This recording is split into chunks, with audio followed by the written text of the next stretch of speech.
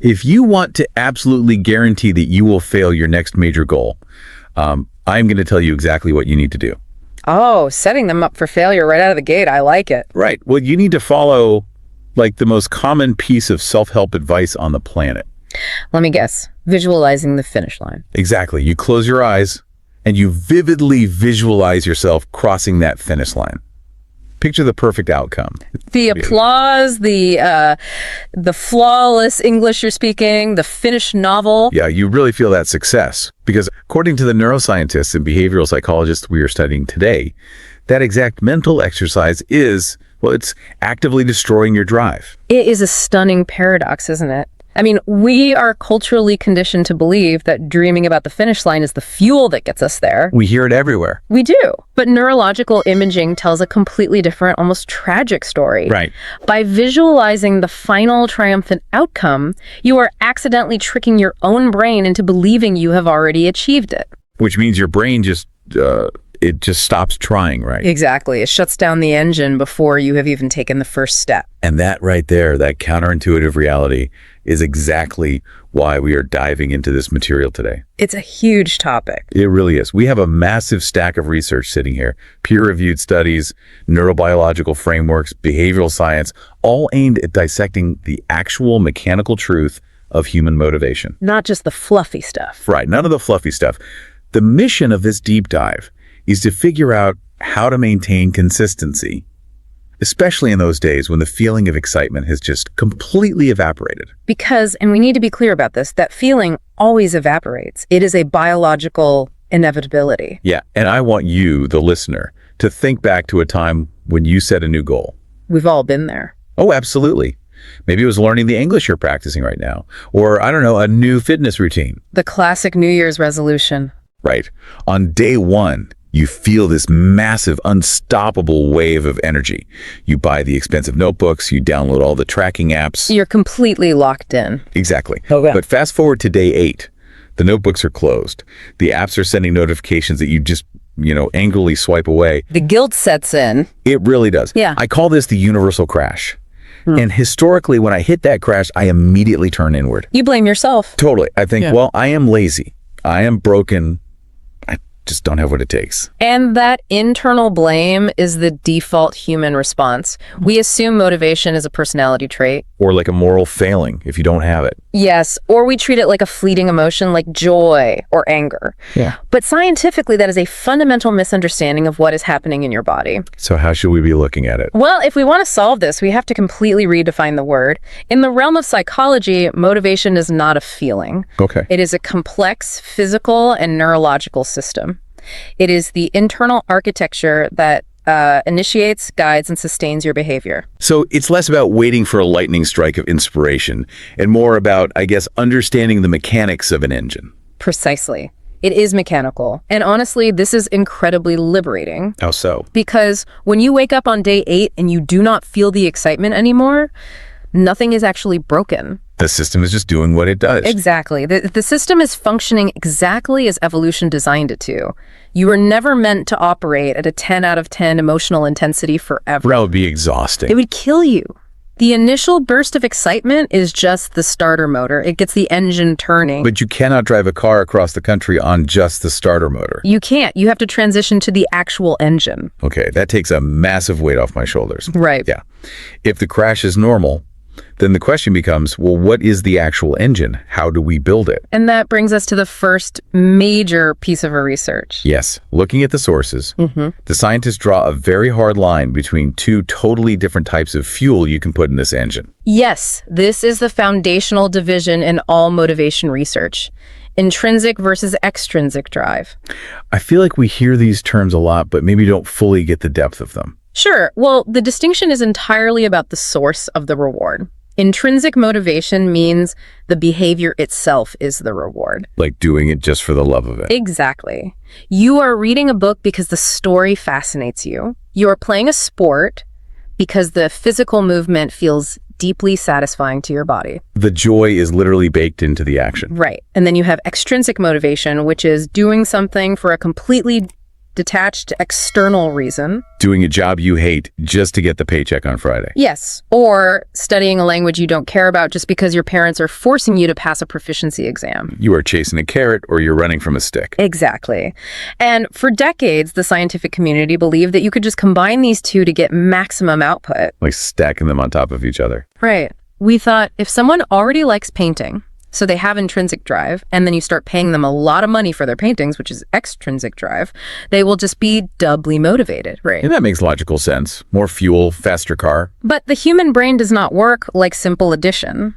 What actually happens? Researchers discovered something called the over-justification effect. Over-justification effect. Okay. If you take someone who intrinsically loves an activity and you start aggressively rewarding them with money or praise or grades, their brain subconsciously recalculates the reason for the behavior. Wait, it changes the internal narrative. It does. The external reward actually crowds out the internal joy. Wait, really? The brain actually overwrites the original reason? Yes, completely. The psychological justification shifts from, I am doing this because it brings me joy to I am doing this because I am getting paid. Oh, wow. The brain looks at the situation and says, well, if they have to pay me to do this, it must actually be work. It must not be fun. That is wild. And over time, the intrinsic passion decays. And if that external payment ever stops, the person will likely stop painting entirely. Because the internal drive is just gone. Exactly. You have accidentally destroyed their natural drive by rewarding them too much. It's like if intrinsic motivation is the reliable, everyday engine of a car, extrinsic motivation is like installing a nitrous oxide booster. I like that analogy. Like if you need to win a 10-second street race or hit a massive deadline by Friday, you hit the nitrous. It works. It gives you that immediate burst of speed. But if you try to drive from New York to California holding down the nitrous button, you're going to literally melt the engine block. That is an exceptionally accurate metaphor. Mm-hmm. External rewards are highly effective for short-term compliance. But terrible for the long haul. They are toxic as a long-term foundation. If we want a system that lasts for years, we have to cultivate that reliable internal engine. And to do that, the research points us directly to one of the most robust psychological frameworks ever developed. Self-determination theory. Yes, I see this everywhere in our sources. SDT, developed by Edward Dacey and Richard Ryan. It is the gold standard for understanding human drive. It essentially argues that human beings have 3 non-negotiable psychological needs. And if these needs aren't met, intrinsic motivation simply cannot exist. Right. Just as a plant needs water, sunlight, and soil to grow, the human mind needs 3 specific conditions to thrive. Autonomy, competence, and relatedness. Let's unpack the first one, because it is arguably the most vital: autonomy. Okay. This is the deep neurological need to feel like you are the author of your own life. Which is distinctly different from just independence, right? Because sometimes I choose to follow someone else's rules, but I still feel autonomous. A crucial distinction, yes. Autonomy does not mean you have to do everything completely alone or that you can never take orders from anyone. Right. It means you feel a sense of volition. You actively endorse your own actions. So even if I'm doing something hard for my boss, it can still be autonomous. Yes, even if you are doing a difficult task assigned by a boss, if you understand the purpose, agree with the goal, and feel you have some agency in how you execute it, your need for autonomy is satisfied. But what happens when that's missing? The moment you feel coerced, manipulated, or micromanaged, the brain's threat response activates, and intrinsic motivation dies instantly. I think about being a kid, right? If I look at my messy room and decide, well, I want to clean this up so I can have friends over, I feel a sense of agency, I'll clean for an hour. You're choosing it. Exactly. But if I'm literally walking toward my room to clean it, and my parent yells, go clean your room right now or you're grounded, Suddenly it's the last thing you want to do. suddenly I would rather die than pick up a single sock. Right? The action is exactly the same, but the autonomy was violently stripped away. And your brain immediately responds with resistance. That is the death of intrinsic drive. Wow. Now, moving to the second need, competence. This is the need to feel effective in your environment. To feel like you are actually gaining mastery and moving forward. Yes. This one makes so much sense to me, especially for the listener right now, who is trying to master a complex skill, like a new language. It's heavily relevant to language learning. Right, because if you study vocabulary for 3 months, but you still can't order a coffee without panicking, Your brain is getting zero feedback that your efforts are actually working. You feel totally incompetent. Yeah. So why would your brain continue to allocate energy to a failing project? It wouldn't. The brain is fundamentally an energy conservation machine. It wants to save calories, Exactly. If it doesn't see evidence of progress, it cuts the funding. which is brutal but efficient. This is why you must design your learning or your work to provide clear, immediate feedback. You need to constantly prove to your own brain that you are slightly better today than you were yesterday, Even in tiny ways. especially in tiny ways. And the final piece of the triad is relatedness. Relatedness. The need to feel connected to others, to feel understood, and to essentially belong. Because we are a profoundly social species. We are.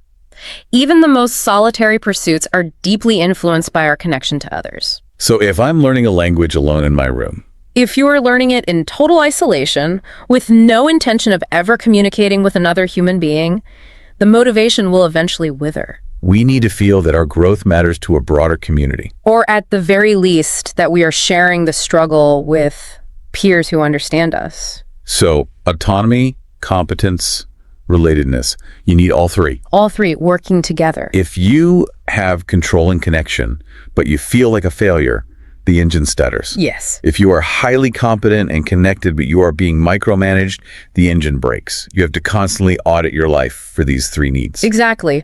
But to truly understand why this framework is so powerful, we need to drop a layer deeper. Into the biology. Yes, we need to look under the psychological hood and examine the actual neurochemistry, because everything we just discussed is physically mediated by a single molecule in your brain. Dopamine.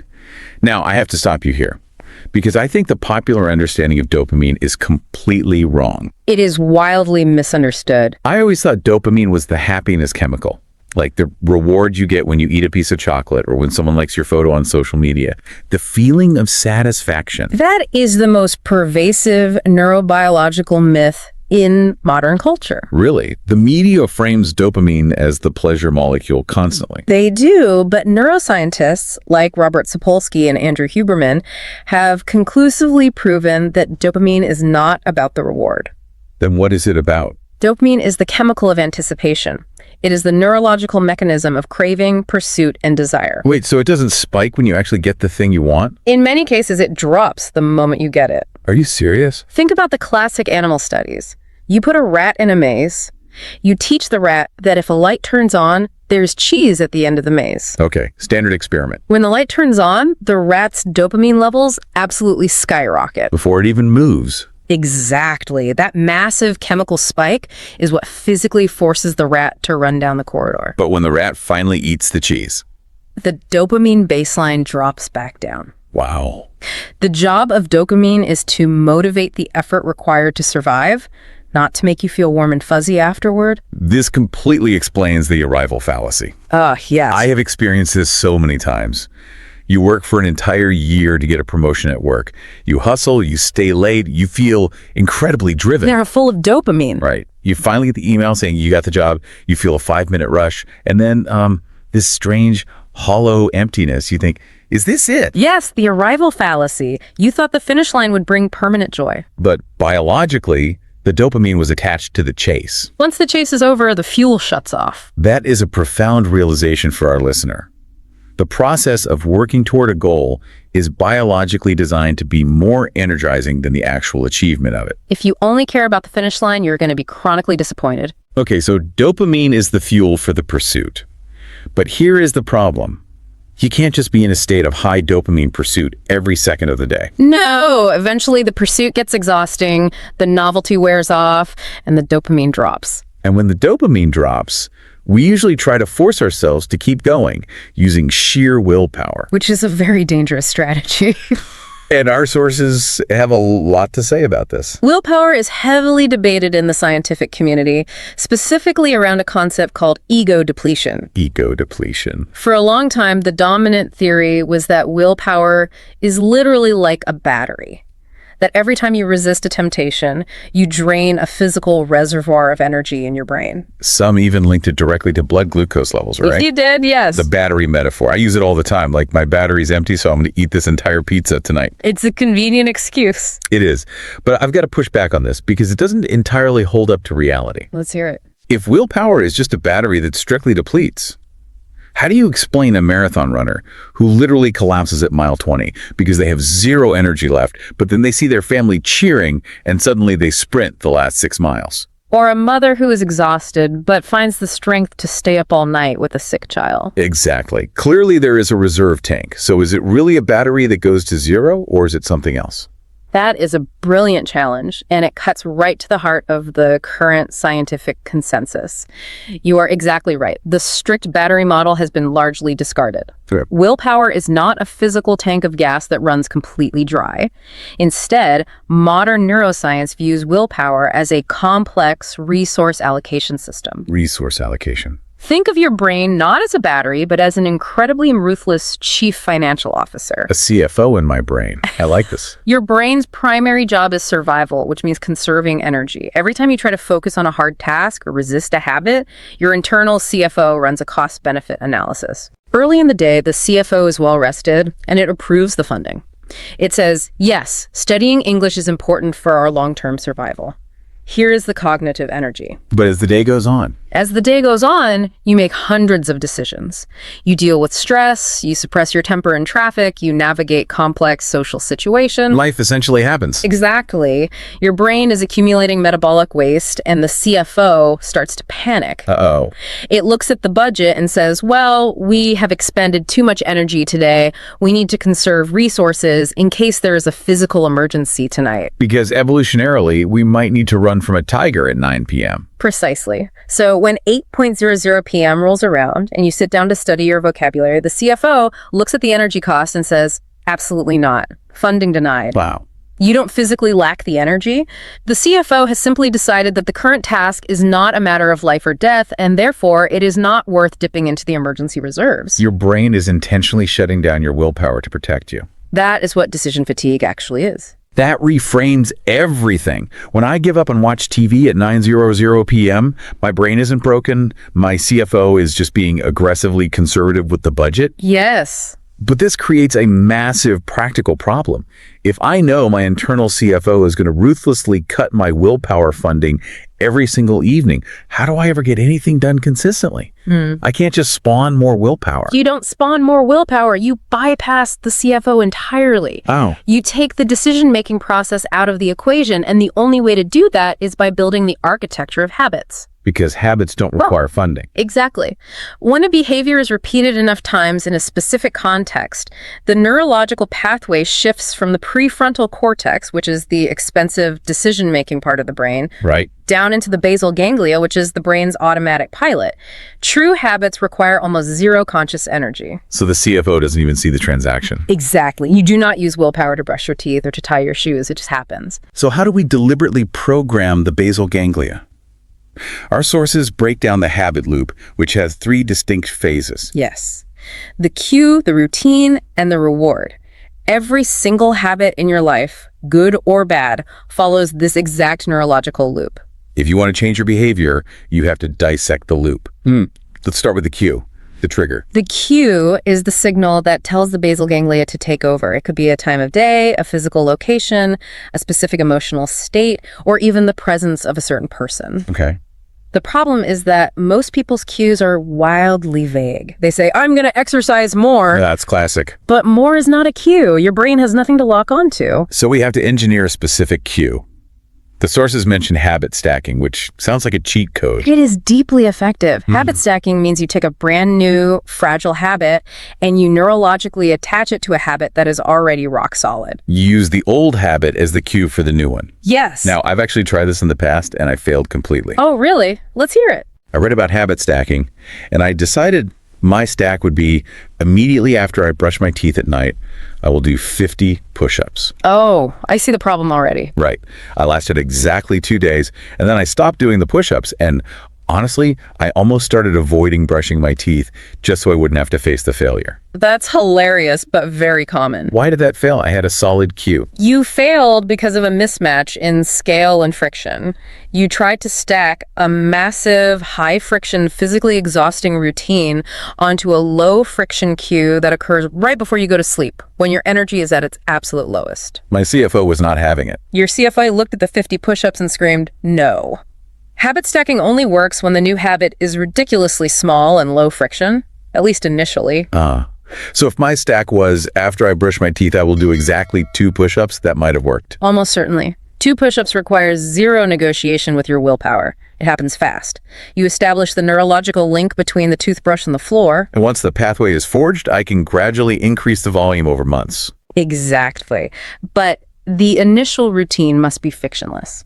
And the third part of the loop, the reward. The reward closes the loop. It is the burst of neurochemistry that tells the brain, remember this sequence, it felt good. But again, people misunderstand this, don't they? They do. The reward doesn't have to be a piece of cake after a workout. Which would defeat the purpose anyway. Right. Often simply checking a box on a physical calendar, taking a deep breath, and consciously acknowledging your effort, or visualizing a small check mark in your mind provides enough immediate positive feedback to wire the habit. Okay, so we have the loop. But there is a massive external factor that dictates whether these loops ever actually fire. Environment design. Yes. Our sources emphasize that we spend way too much time obsessing over our internal mindset, and we completely ignore the physical space around us. Environment is the invisible hand that shapes all human behavior. Psychologists call this the path of least resistance. Human beings are lazy by design. By biological design, yes. Human beings will naturally gravitate toward whatever action requires the least amount of caloric and cognitive effort in their immediate environment. So if you want to master motivation, you stop fighting your mind. And you start manipulating the friction in your environment. This is so powerful. Let's give the listener a highly specific example. Let's say I want to practice playing the guitar every day, but instead, I always end up watching Netflix. How do I manipulate the friction? Okay, right now, watching Netflix is a zero friction action. The remote is on the coffee table, the TV is in front of the couch. It takes 0 calories. None.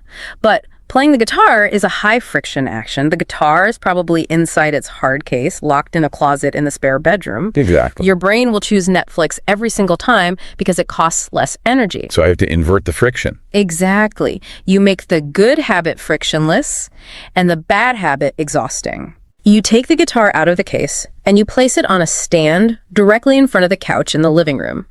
You place a chair right next to it with your sheet music already open. Okay, guitar is ready. And what about the TV? You introduce friction, you take the batteries out of the remote control and put them in a drawer in the kitchen. Oh, that's evil. I love it. Or better yet, you unplug the television entirely. Wow. Now, when you sit on the couch, picking up the guitar is the easiest, zero-effort action in the room. To watch TV, you have to physically stand up, walk to the kitchen, get the batteries, plug the TV in. Your brain looks at that effort and says, you know what? Let's just strum the guitar for 5 minutes instead. You literally engineer a space where success is the default automatic outcome. You aren't using willpower at all. Okay, so habits and environment put our daily actions on autopilot. But how do we ensure those automatic actions are actually taking us where we want to go? That brings us to goal setting. And looking at the research, it seems most of us are setting goals in a way that actively triggers anxiety. We do. We tend to set vague, massive goals. We say, I want to be fluent in English, or I want to be wealthy. Vague goals. The problem is, vague goals violate the need for competence we discussed earlier. The brain has no target to lock onto and no way to measure if it is making progress today. Specificity is the antidote to anxiety. Yes. You must translate the vague desire into a specific, measurable behavior. Not, I want to get healthy, but I will walk for 20 minutes every Monday, Wednesday, and Friday before breakfast. But even if the goal is specific, what about the sheer size of it? We are constantly told by motivational speakers to dream big, to set massive, audacious goals, to aim for the stars. And while a big vision is nice for long-term direction, massive goals are incredibly paralyzing in the short term. Paralyzing, yes. The research highlights something called implementation intentions. When the gap between your current reality and your massive goal is too vast, the brain experiences a profound sense of overwhelm. It looks at the mountain, calculates the thousands of hours required to climb it, and the internal CFO immediately denies funding. This perfectly explains why I can spend 3 hours organizing my desk to prepare to write a book, but I never actually write the first sentence. Right, the productive procrastination. The goal of writing a book is so massive that my brain just short circuits and defaults to busy work. Exactly. This is why you must break the massive goal down into ridiculously small, immediate milestones. This taps into one of the most powerful findings in behavioral science. The progress principle. Yes. In studies tracking daily motivation, researchers found that the single strongest predictor of sustained motivation is experiencing small, consistent, highly visible wins. Meaning the tiny steps actually produce the neurochemical fuel to keep going. Yes. When you cross off a tiny milestone, like writing just one paragraph or learning 5 new words, your brain releases a microdose of dopamine. And that fuels the next step. That dopamine gives you the energy to take the next step. If you only reward yourself when the entire book is finished, you will starve to death on the journey. You have to manufacture small wins every single day. Every single day. Okay, here is where the sources take a fascinating turn from just doing actions to fundamentally changing who we are. There is a deep psychological shift required here. Yes, moving from outcome-based habits to identity-based habits. What is the distinction there? An outcome-based habit is focused on what you want to get. I want to run a marathon. An identity-based habit focuses on who you want to become. I am a runner. It sounds like a subtle semantic difference. It does, but neurologically, it changes everything. Why does changing the language change the behavior so drastically? Because of cognitive dissonance. Human beings possess a powerful, innate drive to act in alignment with their deeply held self-image. Oh, I see. If you internally believe, I am a lazy person who hates exercise, but you try to force yourself to run 3 miles, your brain experiences massive friction. Your actions contradict your identity. Right. You have to use immense willpower to fight your own self-concept. But if I adopt the identity, if you genuinely internalize the belief, I am a runner, the internal conflict vanishes. You no longer have to force yourself to go outside. You are simply acting in accordance with who you naturally are. it removes the necessity for willpower entirely. It does. But I can't just stand in front of the mirror, look at my out-of-shape body, and shout, I am a world-class athlete. My brain knows I'm lying. Right. Affirmations without evidence don't work. So how do I actually build the identity? By casting votes. Every action you take is a vote for the type of person you wish to become. Casting votes. You don't need a unanimous victory immediately, but every time you lace up your shoes and step outside for even 5 minutes, you cast a highly specific, undeniable vote for the identity of runner. Okay. Over weeks and months, the evidence accumulates. The brain looks at the voting record and says, well, we ran 4 times this week. I guess we are a runner now. Action precedes belief. Action precedes belief. That is a profound takeaway. Now, despite having the perfect environment and a strong identity, there is a monster in the room that derails absolutely all of us. Procrastination. The great derailer. And I have to be vulnerable here. When I procrastinate, when I spend 2 hours scrolling on my phone instead of doing my taxes or writing a script, I absolutely loathe myself. I assume I am just fundamentally lazy and lack all discipline. You are experiencing the universal human response, but I need you and the listener to hear this clearly. The scientific research is definitive on this. Okay.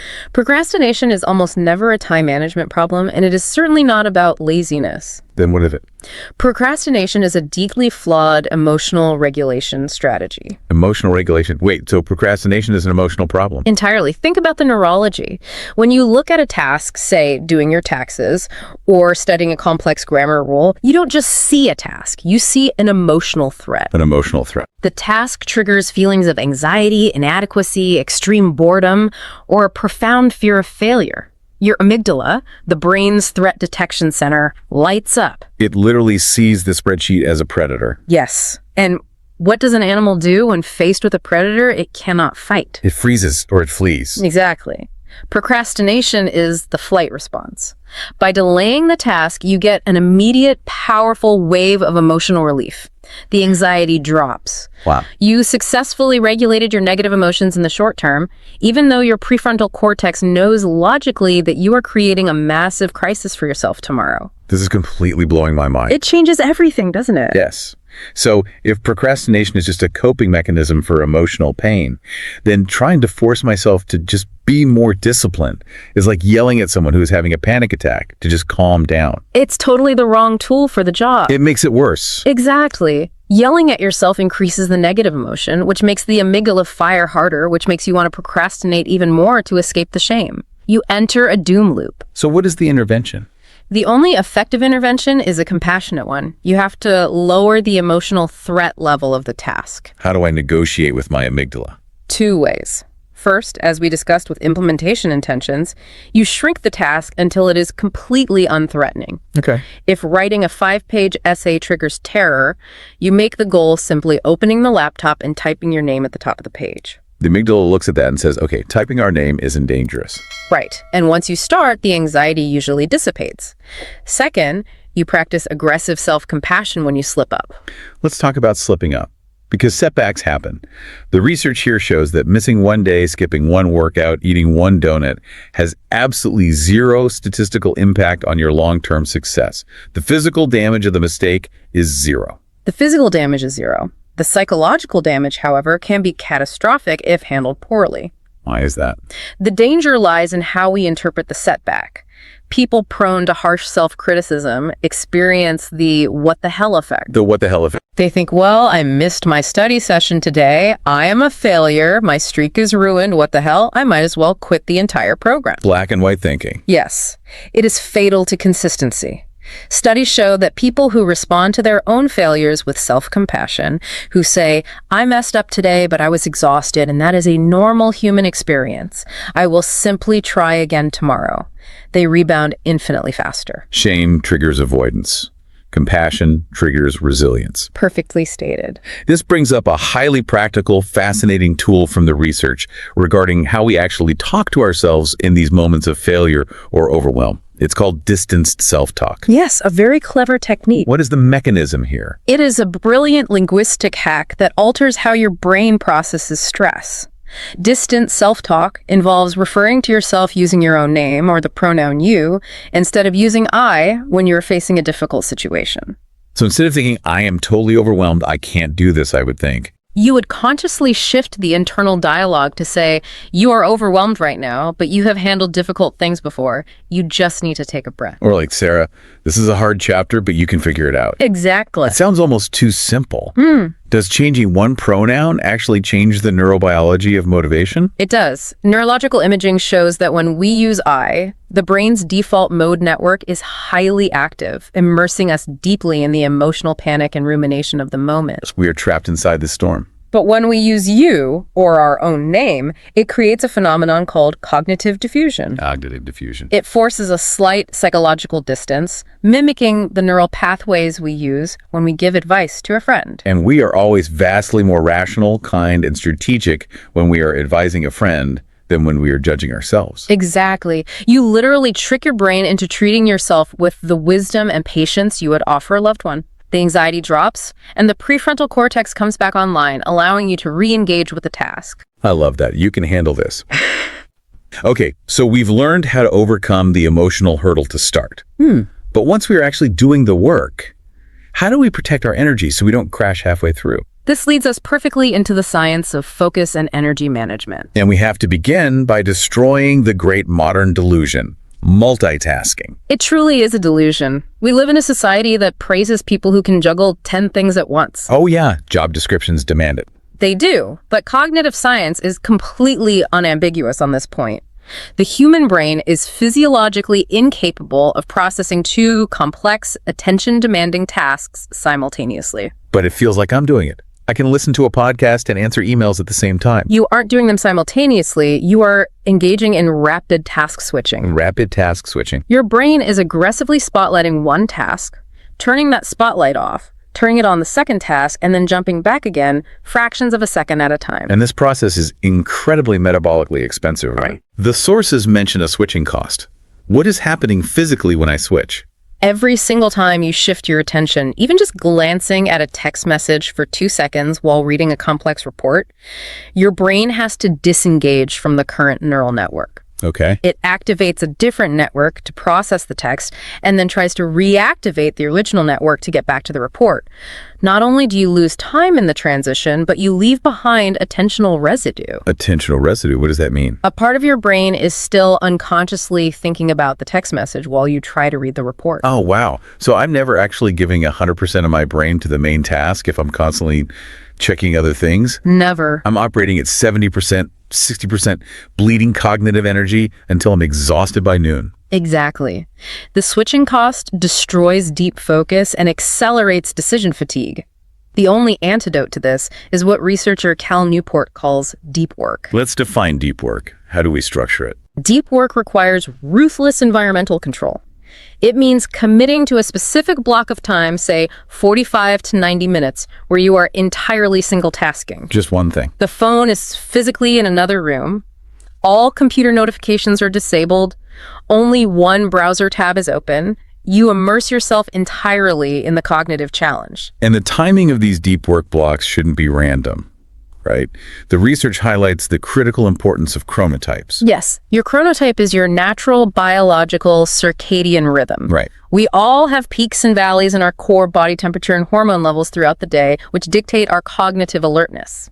Some people genuinely hit their peak focus at 7:00 a.m. Morning larks. Others don't fully wake up neurologically until 11:00 a.m. and experience a massive peak at 8:00 p.m. Night owls.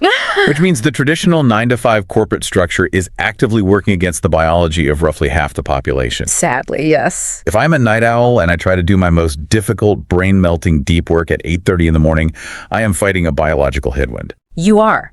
You will require double the willpower to achieve half the results.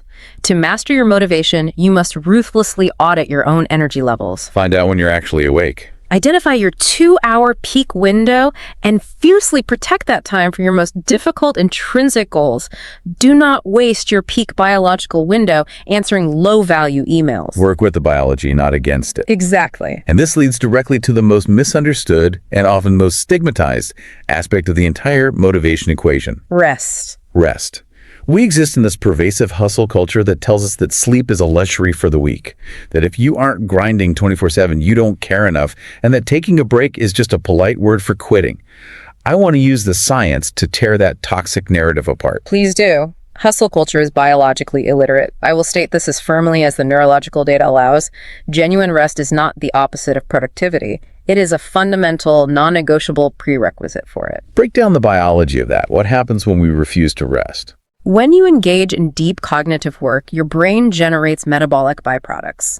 Literally, cellular waste builds up in the brain tissue. Physical waste in the brain. Yes. If you continually push through fatigue using caffeine and stress hormones like cortisol, that waste accumulates, leading to brain fog, emotional volatility, and a total collapse of executive function. So how does it clear out?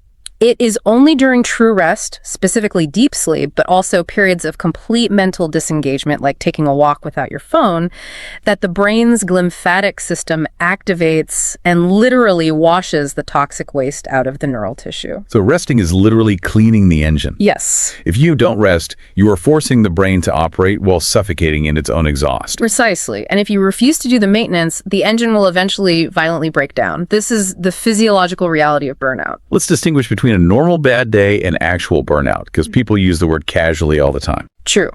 A low motivation day means the CFO is temporarily out of funds. You sleep, you eat, you recover.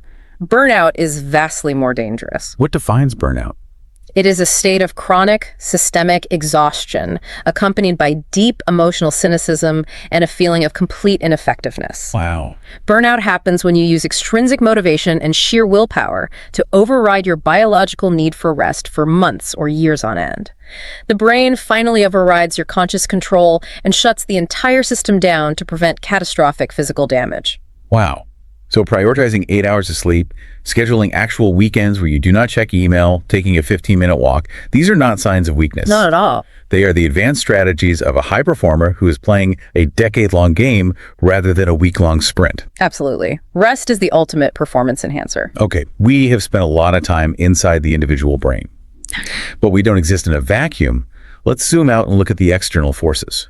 How do the people around us, our social sphere, dictate our internal drive? Humans possess specialized brain cells called mirror neurons. Our brains literally simulate and internalize the actions and emotions of the people we observe. Like a sponge. Exactly. Because of this, motivation is highly contagious. If you immerse yourself in a social group where the normalized behavior is complaining, taking the easy way out, and giving up at the first sign of difficulty, your brain will subconsciously lower its own standard to match the group. You will lose your drive. simply through osmotic exposure. Yes. But the reverse must be true too, the concept of social proof. It is incredibly powerful. When you place yourself in a community of people who are consistently executing the habits you want to build, your brain reevaluates what is possible. It looks around and says, well, everyone else is waking up early to study, so this must just be what humans do. Exactly. The difficult behavior becomes the new baseline normal. Furthermore, a community provides accountability. It adds a healthy social cost to quitting. It leverages that relatedness need from self-determination theory. We want to belong, so we adopt the habits of the tribe. We do. And within that tribe, the sources highlight a very specific tool: mentorship. Seeing someone else achieve the goal shatters our internal limiting beliefs. Yes. Psychologists call this vicarious learning. When you see someone who looks like you, who started where you are, and who achieved the outcome you desire, it fundamentally rewires your belief in your own competence. And the great news from the research is that you don't even need to know the person. No, you don't. You don't need to awkwardly ask someone to be your official mentor over coffee. You can be deeply mentored by someone who died 100 years ago simply by reading their biography. Absolutely. You can be mentored by a show host or a YouTube creator just by closely studying their process and internalizing their frameworks. Exactly. The brain doesn't strictly differentiate between a physical mentor and a deeply understood virtual one. The modeling effect still occurs. Now, speaking of virtual influences, I have to ask about the technology we use every day. We are surrounded by apps that try to motivate us using gamification. Streaks, badges, point systems, leaderboards. Are these tools actually effective, or are they just a gimmick? They are ruthlessly effective in the short term, but they come with a massive warning label. Okay, warning label. What? Gamification works because it hijacks the exact same neurological pathways as a slot machine in a casino. The dopamine system. Yes. Specifically, the most addictive apps use variable interval reinforcement. What does that mean? They don't reward you every single time you do something. They reward you randomly. You don't know exactly when the exciting animation will happen or when you will move up the leaderboard. The unpredictability. That unpredictability sends dopamine production into overdrive, creating compulsive, repeated behavior. So the app keeps me coming back to practice my language flashcards. That seems like a good thing. It is, initially. The danger is the over-justification effect we discussed in the very beginning. Right. If you rely entirely on the app's streaks and badges, the external game mechanics become the primary reason you are doing the activity. Your motivation becomes incredibly fragile. Let me guess. The day I go on vacation, forget my phone, and lose my 400-day streak, the motivation vanishes. It collapses completely because the intrinsic drive, the actual love of the language, was never developed. The streak became the goal. Oh. Gamification is a fantastic set of training wheels to get you started, but you must eventually take the training wheels off and transition to intrinsic, mastery-based motivation if you want to endure over the long term. That is a perfect transition because we need to adapt all these tools to different contexts. Motivation isn't a singular universal formula. No, it's highly contextual. How does it change when the goal isn't just checking boxes, but doing something deeply creative? Writing, art, complex problem solving. Creative pursuits are highly sensitive to environmental pressure. If you are doing mechanical work, like assembling a widget on a factory line, a strict deadline, and a loud boss might actually increase your speed. But if you are doing creative work, excessive external pressure is toxic. Why? What happens in the brain? Creativity requires the brain to make novel connections between disparate ideas. This process demands a state of psychological safety. Psychological safety. When you introduce heavy pressure, fear of failure, or harsh evaluation, the amygdala triggers the stress response, which immediately clamps down on the brain's creative networks. It just shuts off the creativity. The brain shifts into survival mode, and survival mode does not care about painting a beautiful picture. It only cares about avoiding punishment. That explains why the best ideas always come in the shower when the pressure is completely off. Exactly. To foster creative motivation, you must build an environment where it is completely safe to experiment and fail. Now, I want to speak directly to the listener's likely context. Many people listening to this deep dive are actively working to master the English language. How should they structure their motivation for learning? Well, the research draws a distinct line between performance goals and mastery goals. This is the most critical distinction a learner can make. Okay, let's break those down. A performance goal is entirely focused on the external metric, the appearance of success. I must get a 99% on this grammar test. I must speak with a perfect accent so people think I am smart. It's all about proving your worth to others. Exactly. And performance goals make you incredibly fragile because every mistake feels like a devastating threat to your ego. And what's the alternative? A mastery goal, however, is internally focused on genuine growth and authentic understanding. I want to understand the nuance of this tense so I can have a deeper conversation with my friend. I want to read this novel in its original language. So when you are driven by mastery, a mistake isn't a failure, it's just a required data point for growth. Exactly. If your goal is authentic connection, messing up a vocabulary word doesn't ruin the connection. It often enhances it. Framing your language journey around mastery and connection will fuel you for decades, long after the artificial pressure of a test has faded. Now, as we discuss these psychological needs, autonomy, competence, relatedness, our sources highlight a vital nuance. Do these needs operate exactly the same way in every culture across the globe? The underlying biological needs are universal to the human species. However, the cultural expression of those needs, how we actually satisfy them, varies profoundly. We must view these theories through different cultural lenses. Absolutely. Let's look at autonomy, since we said it was the most important. How does that shift between cultures? Well, in highly individualist cultures, such as the United States, Australia, or Western Europe, the self is viewed as independent. Right. Therefore, autonomy is strongly associated with personal independence, individual achievement, and standing out from the crowd. Fulfilling your autonomy means making choices primarily for your own distinct benefit, free from the interference of others. The classic self-made individual carving their own path. Right, but in collectivist cultures, which are prominent in much of Asia, Africa, and parts of South America, the self is fundamentally interdependent. The group, the family, and social harmony are the primary units of society. In these contexts, if you define autonomy simply as rebelling against the group to do what you want, it sounds like selfishness, not motivation. So how does a person in a collectivist culture satisfy the psychological need for autonomy without alienating their community? By exercising volitional functioning within the group context. Volitional functioning. Autonomy is experienced by freely, willingly choosing to fulfill familial duties, support group harmony, or contribute to collective achievement. Ah, I see. If a student studies incredibly hard because they genuinely want to bring honor to their family and support their parents, that is a highly autonomous, intrinsic choice.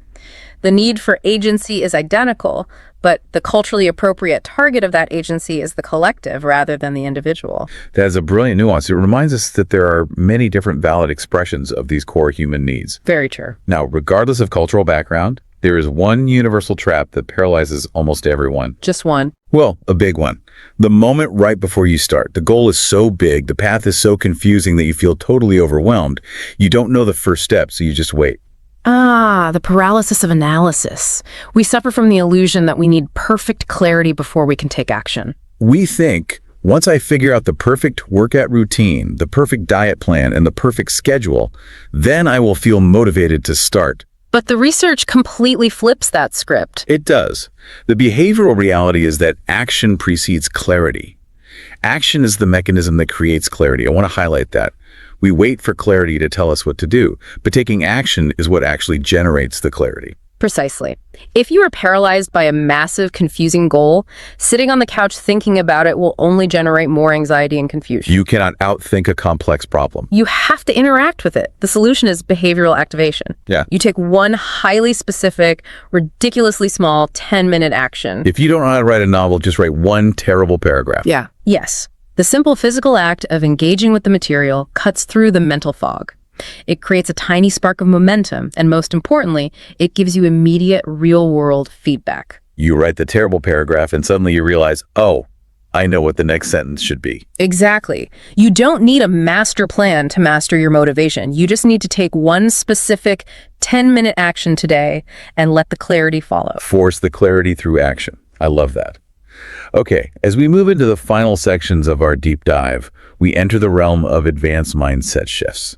And we actually touched on the first one right at the very beginning of the show. The visualization trap. We established that visualizing the glorious finish line tricks the brain into relaxing.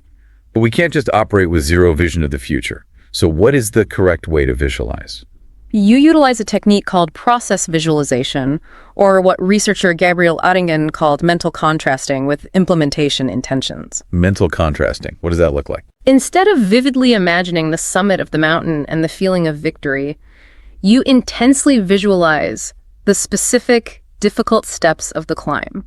So if I'm preparing for a major presentation, You do not visualize the audience giving you a standing ovation. You close your eyes and visualize yourself sitting down at your desk tomorrow morning. You visualize opening the software. getting into the weeds, You vividly imagine the feeling of frustration when you can't figure out a slide, and then you visualize yourself taking a deep breath and pushing through that frustration. you are visualizing the friction. You visualize the execution of the habit and the overcoming of the inevitable obstacle. That is a massive paradigm shift. Visualizing the finish line makes you soft. Visualizing the climb makes you resilient because you have already mentally rehearsed the struggle. Exactly. Now, speaking of long-term climbs, our sources introduce a concept that pushes back against the modern obsession with relentless 365-day-a-year productivity. The idea of working in seasons of motivation. Thinking you can maintain peak 10 out of 10 intensity indefinitely is a biological delusion. We aren't machines. All natural systems operate in cycles. Ultradian rhythms, circannual rhythms. Human motivation is no different. So how should we structure it? It is far healthier and ultimately produces greater lifetime output to recognize seasons in your life.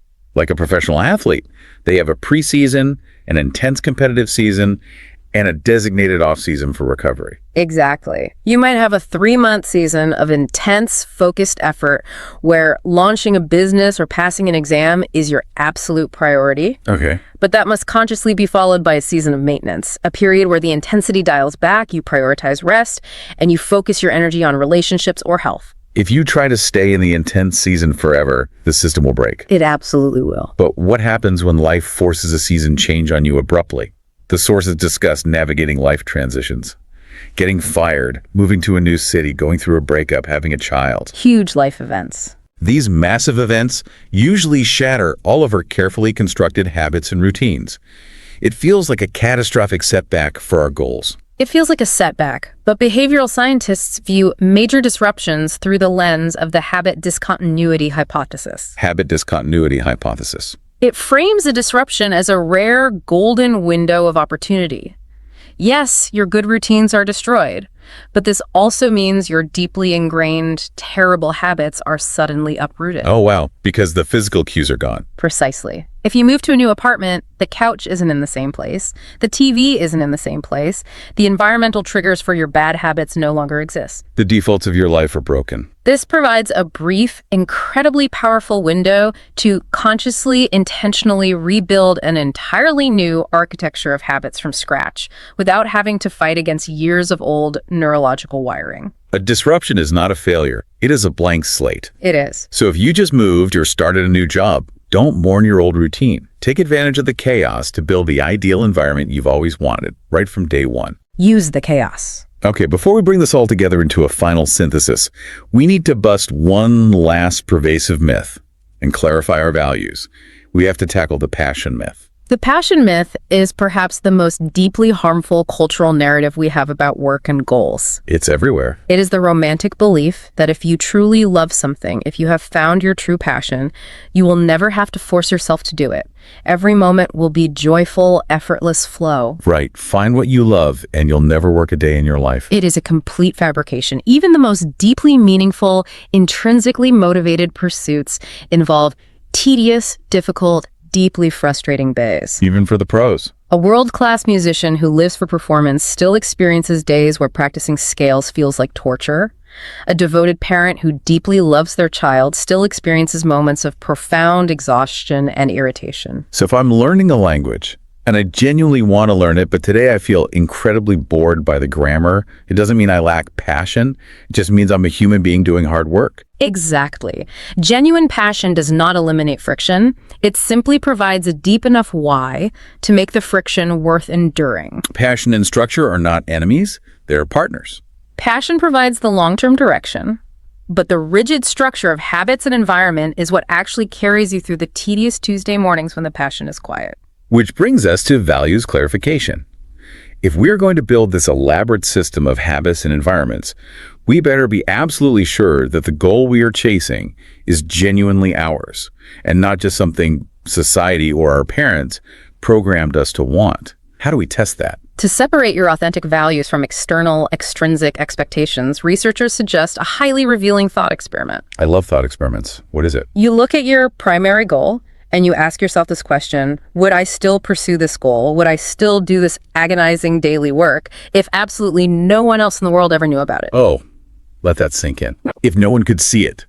No Instagram posts about your marathon, no status bump at the office, no praise from your family. If the achievement was entirely invisible to the outside world, would you still do the work? If the honest answer is no, it strongly indicates that the goal is driven by extrinsic validation, not intrinsic value. And as we know, extrinsic goals are incredibly hard to sustain when things get difficult. Exactly. And for those goals that are truly yours, those massive multi-year pursuits, the sources highlight one final psychological trap: the invisible middle. Or as some call it, the valley of disappointment. The valley of disappointment. It is that long, agonizing period where you are putting in intense daily effort, but the visible external results just aren't showing up yet. You are studying every day, but you still can't understand the movie. You're working out, but the scale hasn't moved. In the invisible middle, if you measure your success by the final outcome, you will feel like a failure every single day, and the CFO will cut the funding. You will quit. So how do you survive the valley? To survive the valley, you must completely redefine progress. How? Success must be measured entirely by the consistency of the effort itself. The only metric that matters is execution. You look in the mirror and ask, did I show up and cast my vote for my identity today? Did I cast the vote? If you did the 10 minutes of practice, you succeeded today. Full stop. The visible external results will eventually lag behind the consistent effort, but the effort is the only variable you actually control. Did I show up today? That is the only question that matters. What an incredible journey this has been. Let's synthesize everything we have unpacked today. Yeah. We started by looking at that day one feeling, the universal crash, where the excitement evaporates. The inevitable crash. And what we've discovered is that motivation is not a magical feeling you sit around waiting for. It is a highly mechanical, robust system. It is a system built on the solid bedrock of intrinsic drive and the fulfillment of our core psychological needs, autonomy, competence, and relatedness. It is a system that protects its limited willpower budget by relying on the clever automatic architecture of habit loops and deliberate environment design. It requires emotional regulation and deep self-compassion to bypass the amygdala and handle procrastination and inevitable setbacks. And it demands that we respect our biology by protecting our deep focus and prioritizing genuine physiological rest. Exactly. That is the whole picture. To you, the listener, who is dedicating your valuable time to mastering a skill or pursuing whatever goal brought you to this deep dive today, I want to challenge you with a direct reflection. Take a hard look at your current systems. Where is there a gap in your autonomy, confidence, or relatedness? Are you feeling forced? Are you lacking feedback? Are you isolated? How can you fix that today? Furthermore, what is one specific, ridiculously small, low-friction habit that you can stack onto your morning routine tomorrow? Those are the exact practical steps that build the engine. They are. But before we close, there is one final, deeply provocative thought that emerges from reading all of this research together.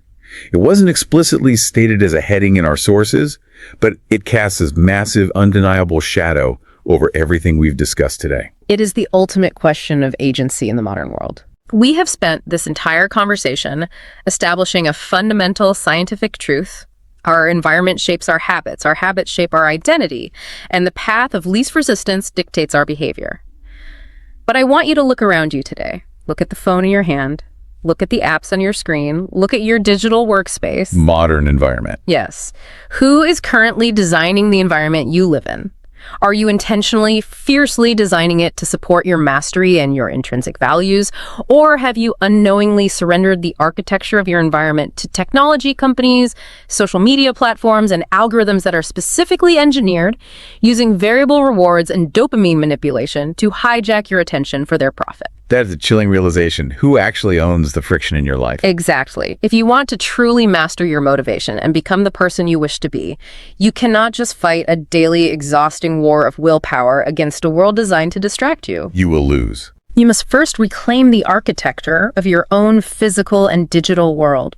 You must build your own environment before someone else's environment builds you. Build your own environment before someone else's environment builds you. That brings us right back to the beginning, doesn't it? To that universal crash. When day 8 arrives and the initial feeling of excitement is totally gone, well, that is exactly when you find out how well you've built your environment. The system catches you when the feeling drops you. Take control of the system. Thank you for joining us on this deep dive.